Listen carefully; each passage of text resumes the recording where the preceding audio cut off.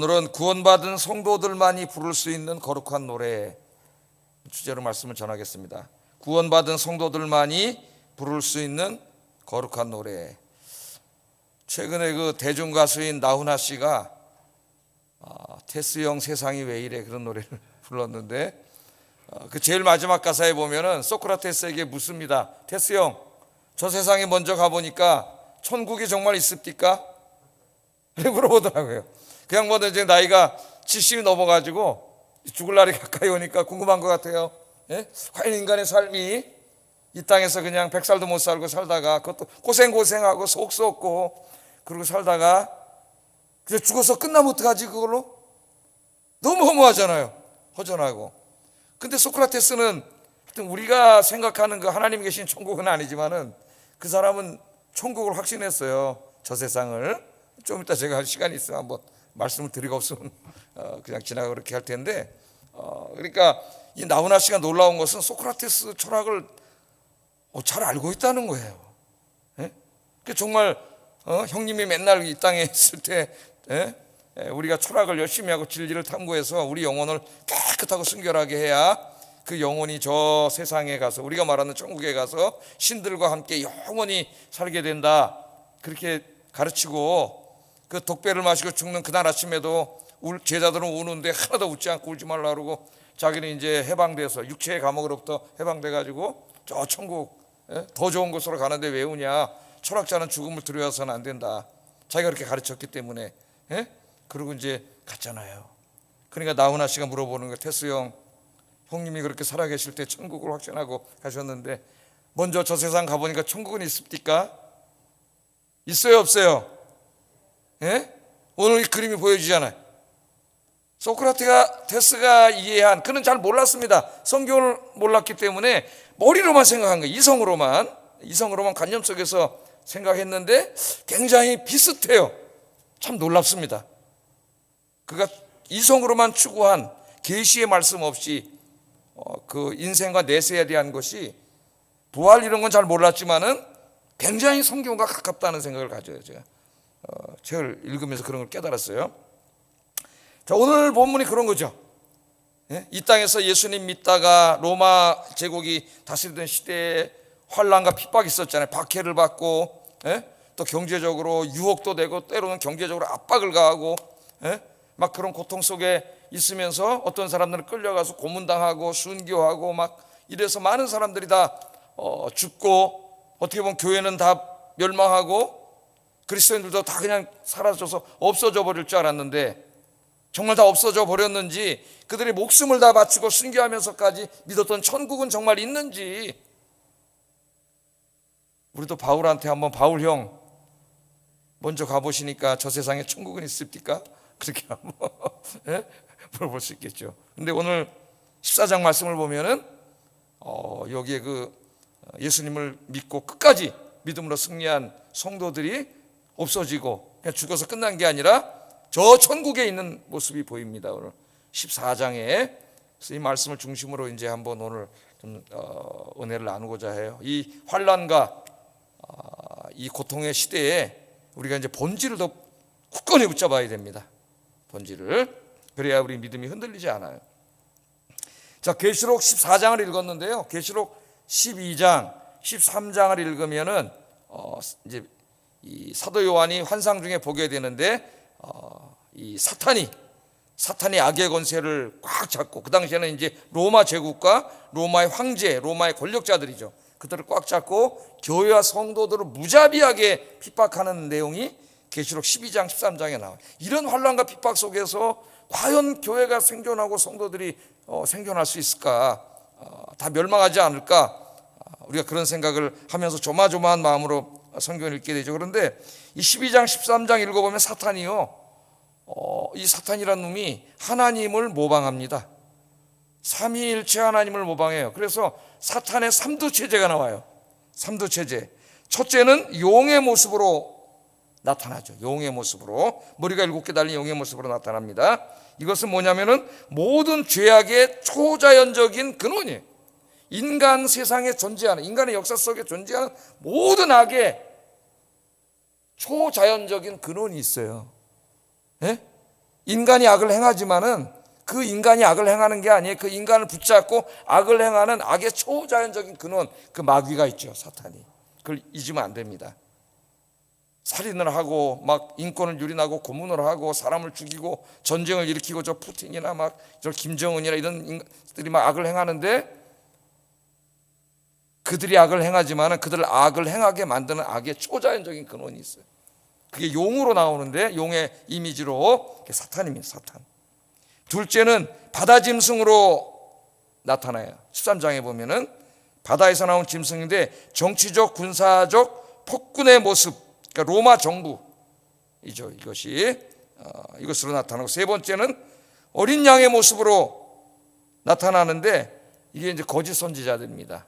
거짓 선지자들, 입만 열면 거짓말을 하는, 뭐 이단만 말하는 게 아니에요. 자본주의나 사회주의 안에 수많은 이 스피커들, 경제만 성장하고 돈만 많이 벌면 잘 살 수 있다. 이게 다 거짓 선지자죠. 거짓 선지자.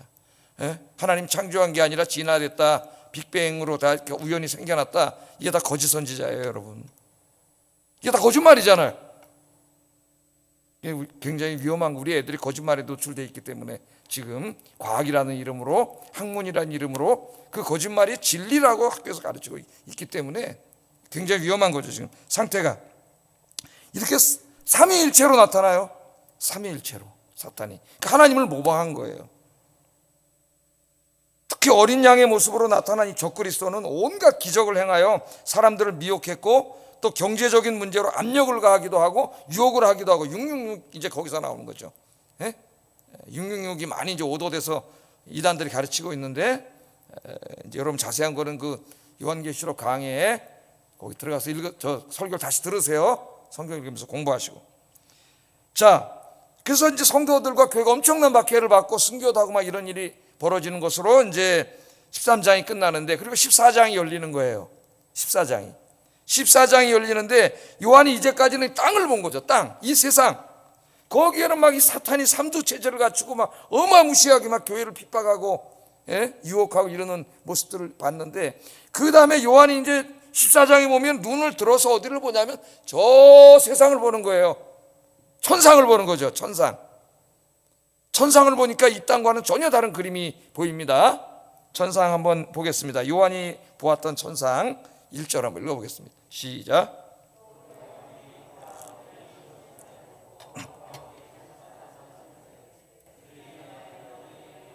그 아버지의 이름을 쓴 것이 있더라. 내가 보니, 그러니까 계시록을 보면은 계속 뭐가 나와요. 앞에 매 장을 시작할 때마다 내가 봤다는 말이 나와요. 그러니까 하나님이 환상을 통해서 사도 요한에게 보여준 거예요. 그럼 요한계시록은 뭐예요? 자기가 본 것을 기록한 거죠, 글로. 그런데 그 본 것도 사실을 보여준 게 아니라 상징을 많이 보여줬기 때문에, 용 그럼 뭐 진짜 용인가요?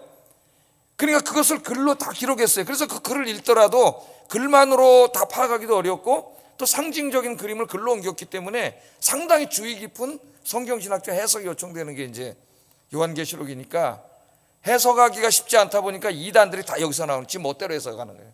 여기 나와서. 자, 이제 보세요. 뭘 봤는지.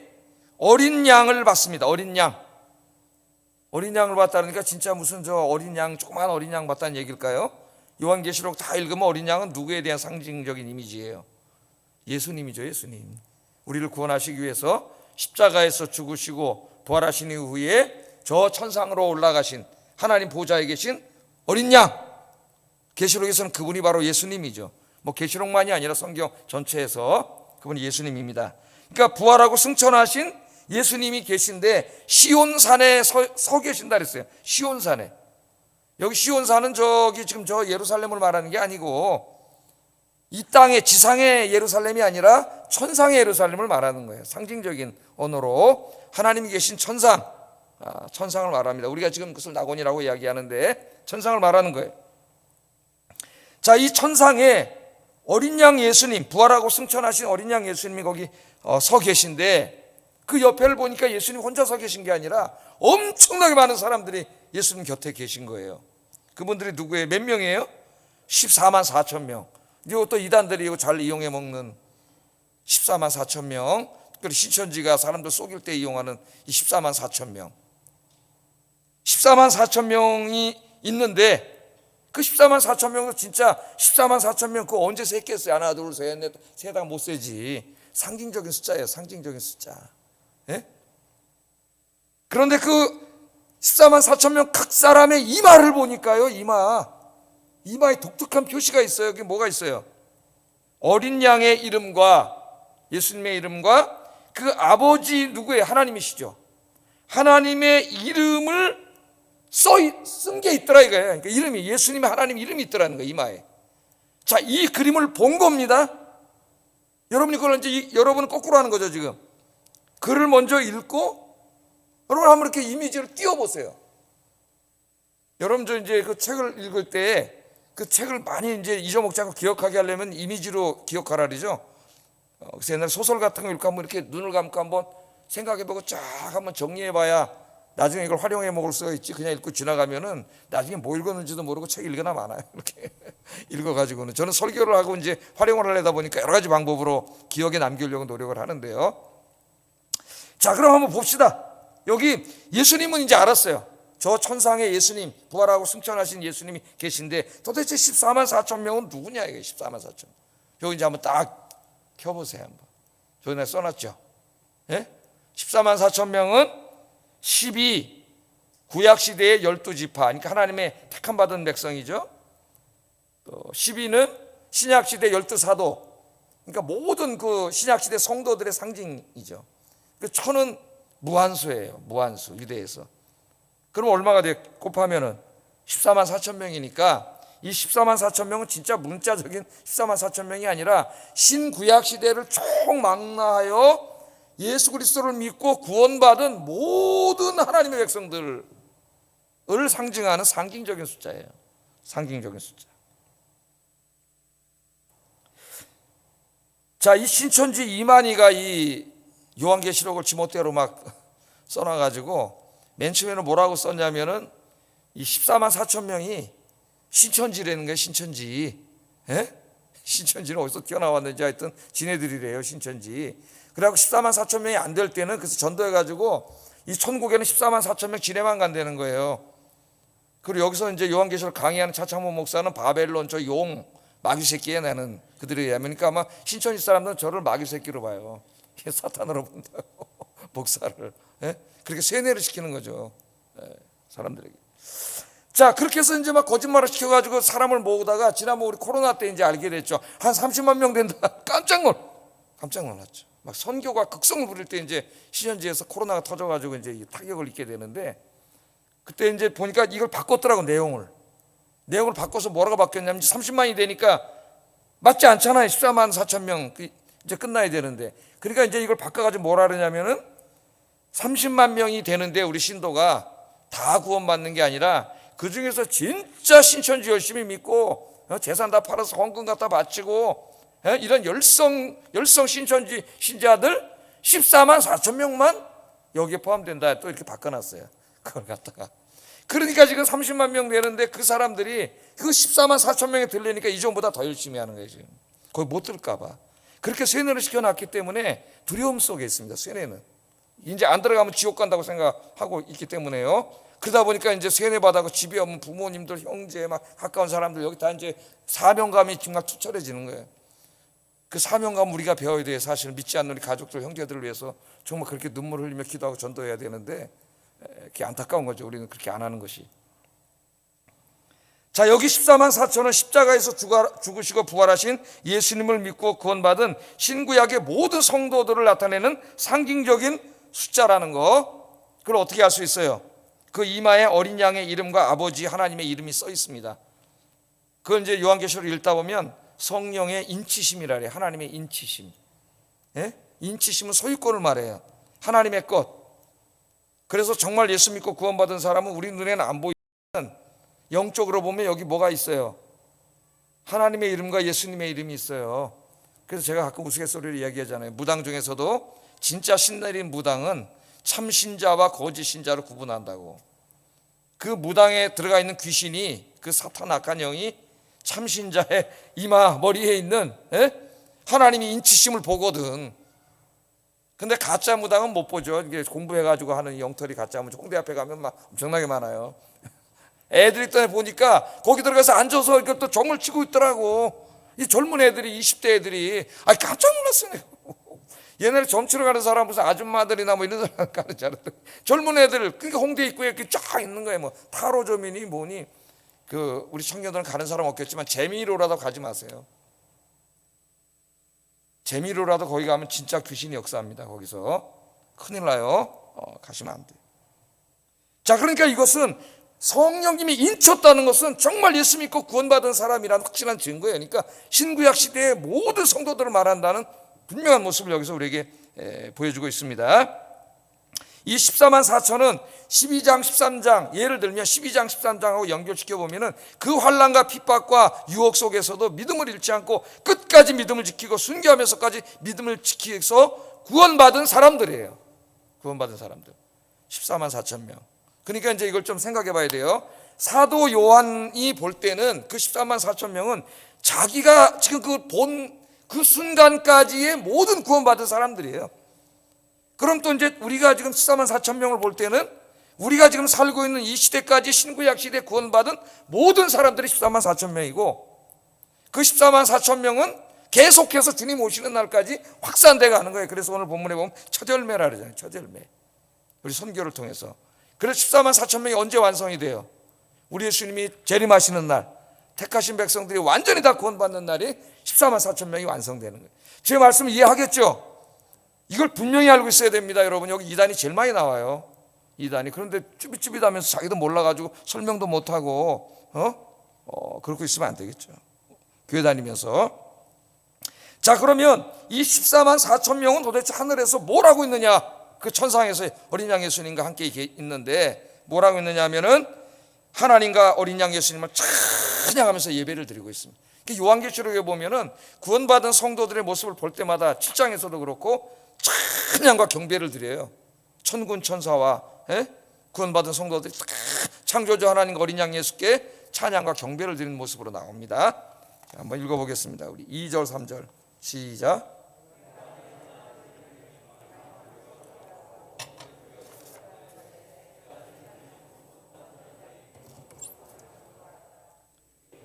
네 생물과 장로들 앞에서 새 노래를 부르니 땅에서 속량함을 받은 14만 4천 밖에는 능히 이 노래를 배울 자가 없더라. 이제 이 노래를 부르는데 우리는 뭐 이제 노래를 부르면 대중가요 부르거나 뭐 또 발라드를 부르거나 뭐 이러잖아요. 발라드는 가사를 보니까 대부분이 그 젊은 애들이 만나서 사랑하고 데이트하다 헤어져가지고 막 죽어도 못 보내 막 뭐 이런 뭐 무지장 슬픈. 그래서 20대들이 좋아하는 것 같아. 자기들 공감. 또 이 트로트라는 노래는 좀 인생을 노래한 노래가 많아가지고 좀 중년층 이상이 또 좋아하잖아요. 아까 태수 형 세상이 왜 이러면서 막 뭐 네 박자 막 그러면서 막 그러잖아요. 이런 노래를 부르는데 여기에 있는 이 14만 4천 명 새 노래를 불러요. 대중가요가 아니라 새 노래. 그 새 노래는 뭐냐 하면 창조주 하나님과 구원의 예수님을 찬양하는 찬송에, 우리가 아까 금요일날 조금 아까 찬송 시간에 불렀잖아요. 찬송을 제일 많이 부르는 날이 금요일인데 여러분 찬송을 부르면 어때요? 저는 매일 체험합니다. 그냥 찬송을 정말 집중해서 가사에 몰입해서 열심히 몰입해서 불러야 돼요. 여러분, 딴 생각하면서 부르면 안 되고 열심히 부르면 정말 이 안에 있는 근심, 걱정, 불안, 우울이 다 사라져요. 성령님이 역사해가지고 생명이 역사하죠. 생명이. 찬송을 부르는데 이 찬송은 아무나 부를 수 있는 게 아니에요. 여러분, 다 불러보라 그러세요. 못 불러요. 누구만 부를 수 있어요? 구원받은 저와 여러분만 부를 수 있는 줄로 믿습니다. 그래서 이 찬송을 우리가 부르고 하나님을 예배한다는 것은 구원받은 성도들의 큰 하나의 축복이에요. 축복. 여러분, 계시록 7장에 봐도 또 14만 4천 명 거기도 또 나와요. 같은 14만 4천 명입니다. 이 지금 같은 14만 4천 명인데 거기서는 그 14만 4천 명 구원받은 성도들이 너무나 이 땅에서 신앙을 지키려고 고생했기 때문에 우리 하나님이 눈물을 다 닦아주는 모습이 나와요. 계시록 7장 17절 한번 읽어보겠습니다. 시작.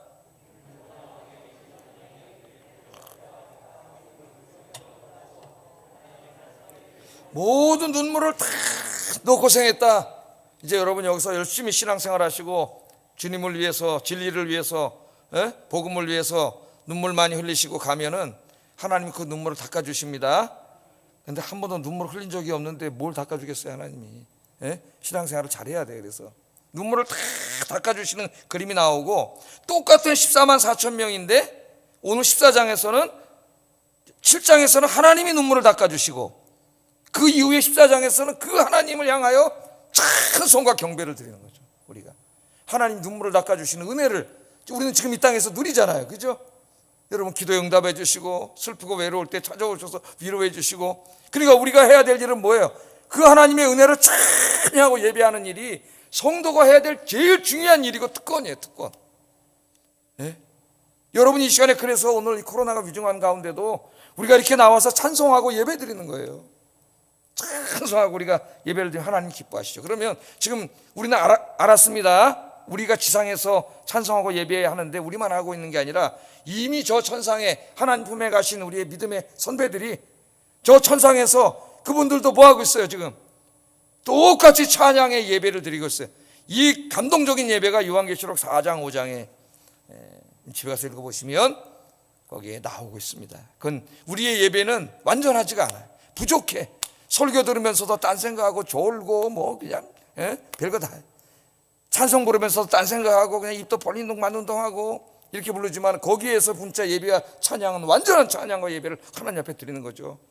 그래서 여러분 계시록의 예배를 읽으면서 우리의 예배를 반성해야 돼요. 우리의 찬송을 반성해야 됩니다. 되돌아봐야 됩니다. 예?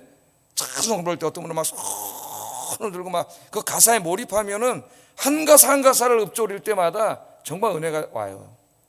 근데 이제 나쁜 습관이 들면은 찬송을 부르면서 다른 생각을 해요. 그냥 입으로만 노래 부르는 거예요. 그냥 그냥 그런 거 대충 부르는 거예요. 아무 역사가 없는 거죠. 그래 금요일날 와 지루하기만 한 거예요. 여러분이 지루함을 극복하고 은혜 받는 가장 중요한 비결은 몰입하는 겁니다. 몰입하면은 1시간이 1분처럼 지나. 이따 이제 기도하잖아요. 몰입하세요. 자꾸 시계 보고 뭐 이러면 5분이 1시간 같이 가고 5분도 기도 못하고 지루해가지고 다음부터 오기가 싫어져. 믿음이 없는 사람. 그러나 정말 여기서 목사님들이 기도 다 써주잖아요. 써줄 때 기도 제목이 참 좋아요. 제가 볼 때는 그걸 그냥 읽고 같이 그냥 기도 이제 몰입을 해야 돼. 몰입을 하면은 오늘 기도를 이렇게 짧게 하지 이렇게 된다니까. 목사님 기도 좀 길게 해요. 이제 코로나 좀 끝나면 더 길게 해야 되니까. 그 은혜가 되는 거예요. 은혜가. 그래서 여러분 오늘 구원받은 성도들이 마땅히 해야 할 바는 찬송과 예배입니다. 이 안에 감격과 감동과 은혜가 넘치는 여러분 되기를 주의 이름으로 축복합니다.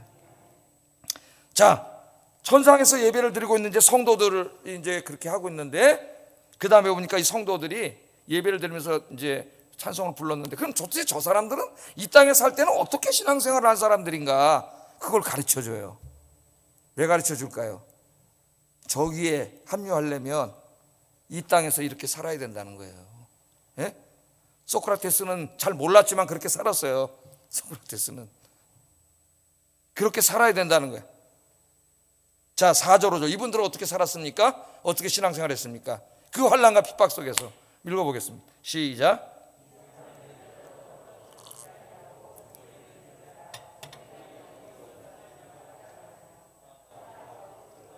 처음 익은 열매로 하나님과 어린 양에게 속한 자들이니 그 입에 거짓말이 없고 흠이 없는 자들이더라. 여기 딱 나오잖아요. 이렇게 산 사람이에요.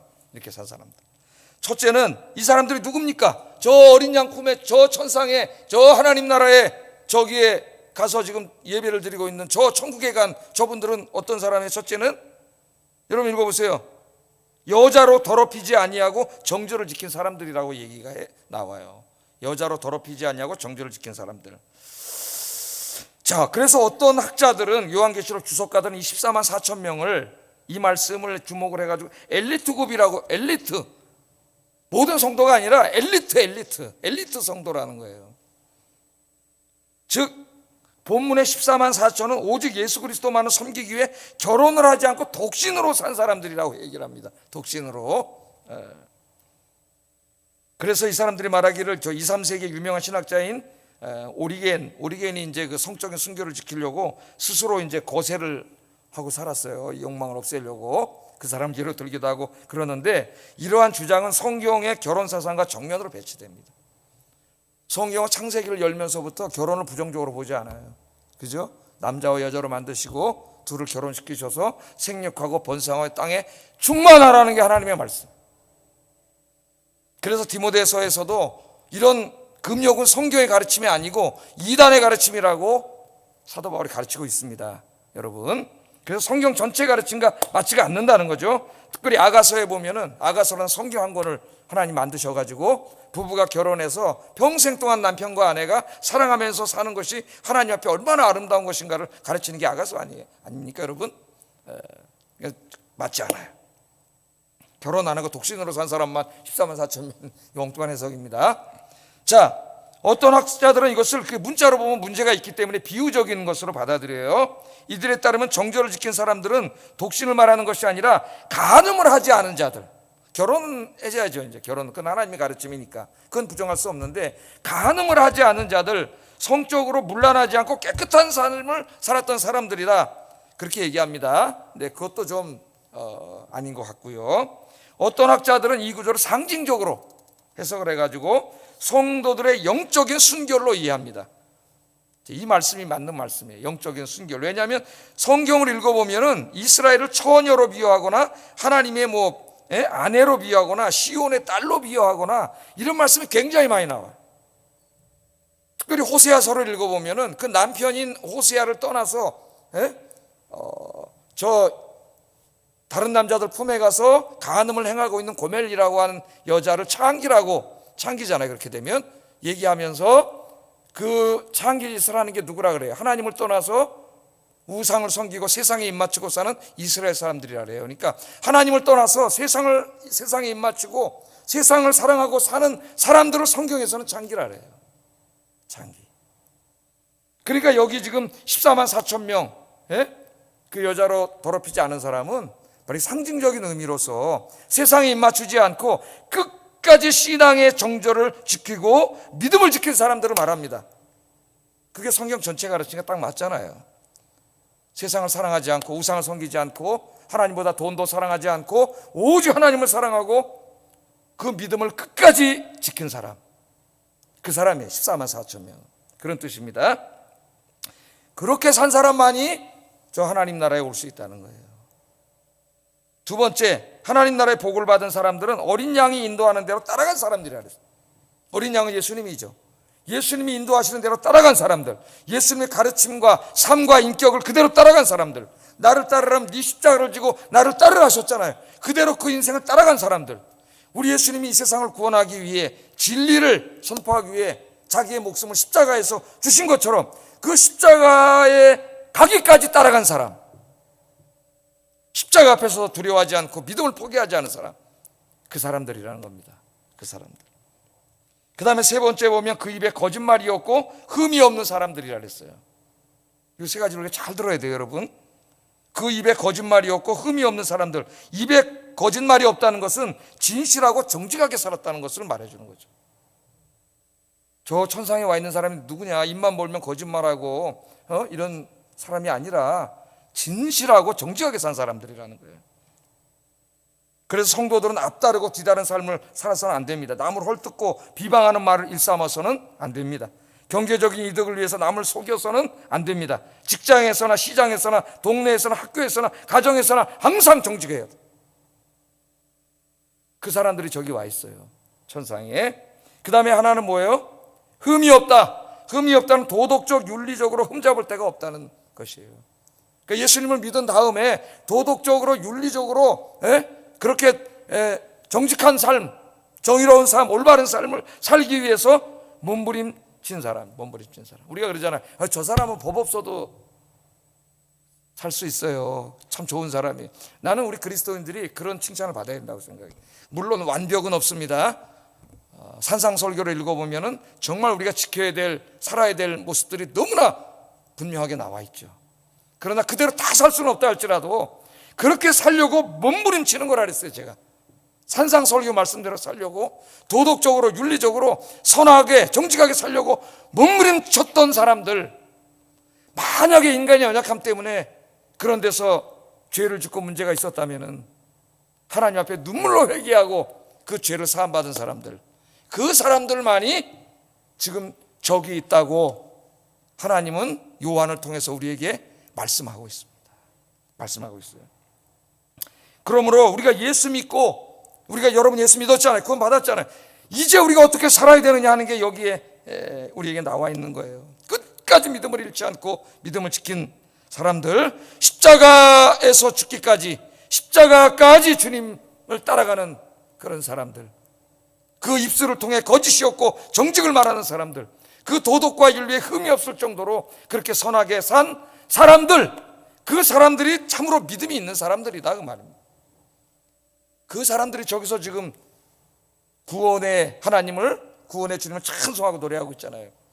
제가 이제 아까 소크라테스 얘기하고 마친다 그랬는데, 제가 이제 지금 읽고 있는 책 소크라테스의 변명, 파이든, 크리톤, 향연, 이렇게 이제 네 가지를 묶고는 책입니다. 제가 소크라테스에 대해서는 이제 철학책들을 통해서 읽다가 답답해서 원전을 읽자. 다른 원전을 읽어야 돼. 원전을 사서 지금 이제 읽고 있는데, 이 책은 이제 저자는 소크라테스가 아니라 플라톤이에요. 소크라테스는 한 권의 책도 남기지 않았습니다. 원래 대가는 책을 안 남겨요. 그 제자들이 다 이제 쓰는 거죠. 예수님도 책 한 권도 남기지 않고, 부처도 책 한 권도 남기지 않았어요.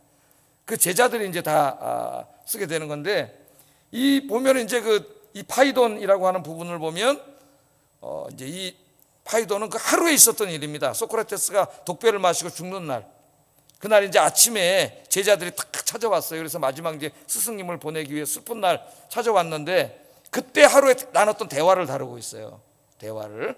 그래서 이제 나오는데 보니까 스승님 하나도 안 슬프고, 야 왜 우냐, 울지 마 이놈들아, 오늘 내가 이 구원받는 해방의 날인데 왜 우냐 그러면서 막 그러는 거예요. 그랬더니 이제 제자들이 정말 이제 대화를 하면서 질문을 해보겠습니다. 정말 소크라테스 선생님은 우리 인간들이 이 땅에서 철학을 하면서 진리를 추구하고, 그래서 육신의 정욕에 따라 살지 않고 그렇게 순결하게 살면 영혼이 깨끗해져가지고 육신의 죽음 이후에 그 영혼이 저 신들의 세계에 가서 영원히 산다고 가르쳤는데, 그걸 좀 한번 증명해 달라는 거예요. 우리 못 믿겠다는 거예요. 그때 고려서 내가 읽어보니까 그 당시 헬라 사람들은 인간이 죽으면 그냥 영혼도 분해된다고 생각을 했더라고요. 입김처럼 그냥 없어진다고. 소멸론을 믿었더라고요. 소멸론. 그러니까 무서운 거예요, 죽음이. 근데 소크라테스는 아니에요. 철학을 통해서 덕을 쌓은 사람은 저 신들이 있는 세상에 가서, 거기 가서 먼저 가 있는 그 훌륭한 사람들, 선배들을 다 만나가지고 이 세상과는 비교도 할 수 없는 영원한 지복의 삶을 영원히 누린다고, 이걸 확실하게 믿었어요. 그래서 이 땅에 살 동안 영혼을 깨끗하고 하는 일에 인생을 바칩니다, 이 사람이. 그래서 육신의 정욕대로 살지 않아요. 권력이나 무슨 경제적인 욕심, 돈에 대한 욕심이나 탐욕이나 무슨 허영심이나 이런 걸 절대로 멀리하고 철저하게 철학을 연구하면서 진리를 추구하면서 거기에 가기 위해서 영혼을 깨끗하게 하면서 이제 살아서 아마 이 사람은 사대성이라는 것 같아요. 그래갖고 이제 돈을 하도 안 벌어오니까 어느 날 마누라가 화가 나가지고 5억을 갖다가 깬졌다. 5억을 갖다가 그냥 깬졌다 그래요. 소크라테스의 악처가 나오잖아요. 그리고 이제 자기는 영혼을 깨끗게 했기 때문에 그 아침에 사형 집행이 되는 날 전혀 두려움이 없습니다. 너무나 확신하면서, 철학자가인 내가 평생 그것을 가르쳐 왔는데 내가 죽는 오늘 그걸 두려워한다면, 죽음을, 그럼 내가 이때까지 뭐냐? 철학자는 절대 죽음을 두려워하면 안 된다. 이제 이 육신의 감옥에서, 정욕에 사로잡힌 육신의 감옥에서 내 인생의 본질인 영혼이 싹 빠져나가가지고 이 깨끗한 영혼이 저 신들이 있고 먼저 가신 선배님들, 우리로 말하면 모세도 있고 다윗도 있고 바울도 있고 베드로도 있고 다 있잖아요. 거기 가서 그분들 만나서 또 신학적인 철학 토론도 하고 너무나 좋은 세상으로 가는데, 이걸 왜 죽음을 두려워하고 슬퍼하냐? 오늘은 즐거운 날이고 잔칫날이다. 그렇게 얘기하는 거예요. 그래서 제가 이거를 읽으면서 정말 하나님 앞에 회개했습니다, 제가. 그래서 오늘 설교도 이걸로 준비한 거예요. 여러분도 회개하셔야 돼요. 자, 첫째는 뭐냐면은 이 소크라테스는 자신의 철학대로 살았다는 거예요. 마누라고 요강을 갖다가 돈 안 벌어 온다고 요강을 갖다가 그러다 깬져도 그 육신의 정욕에 따라서 권력과 돈과 허영심과 이런 것에 따라 살지 않고 쾌락과 이런 거, 철저하게 철학에 따라서 진리를 추구하는 삶을 살아갔다는 거예요. 왜? 뭘 믿었기 때문에. 그렇게 살아야 영혼이 깨끗하게 돼가지고 신들이 있는 저 세상, 저 천국으로, 우리가 말하면 저 천국에 갈 수 있기 때문에, 거기서 영원히 살 수 있기 때문에 그렇게 살았다는 겁니다. 제가 여기서 해결했어요. 너는, 소크라테스는 계시의 말씀도 없어. 지 생각으로 그냥 그렇게 부족한 생각을 하면서도 있다고 생각하고 그렇게 살다 확신을 하고 두려움 없이 죽었는데, 오늘 우리는 14장에 보면 하나님이 그림으로 다 보여주셨어요. 천국의 모습을. 지금 먼저 가신 분들이 저기 계시잖아요. 다 보여줬잖아요. 나는 궁금해서 데스 형, 먼저 가신 저 세상 천국은 정말 있습니까? 그렇게 물어보고 있는데 우리에게 다 주셨잖아요. 그걸 믿고 있고 내가 매일 가르치면서 너는 정말 그렇게 확실하냐? 그래서 너 죽을 때 소크라테스처럼 그렇게 그 하나님 앞에 간다고 하는 그 즐거움으로 그렇게 갈 수 있냐? 그래서 회개했습니다. 하나님. 매일 기도하는 제목인데 더 큰 믿음을 주세요. 그리고 그 믿음이 있는 사람은 소크라테스도 철학대로 산 것처럼, 오늘 여기 성도들이 이렇게 산 것처럼 하나님 말씀대로 살아야 된다는 거예요. 믿음은 행위와 나누어지는 게 아닙니다. 오늘 오신 여러분들이 바로 이 확신을 가지고 오늘 여기 성도들처럼 끝까지 믿음을 지키고 말씀대로 살아서 정직하고 거룩한 성도들이 되어서 하나님 나라에서 저 천사들의 저 대열에, 저 구원받은 성도들의 대열에 참여해서 찬양을 부를 수 있는 여러분 되시기를 주의 이름으로 축복합니다. 기도하겠습니다.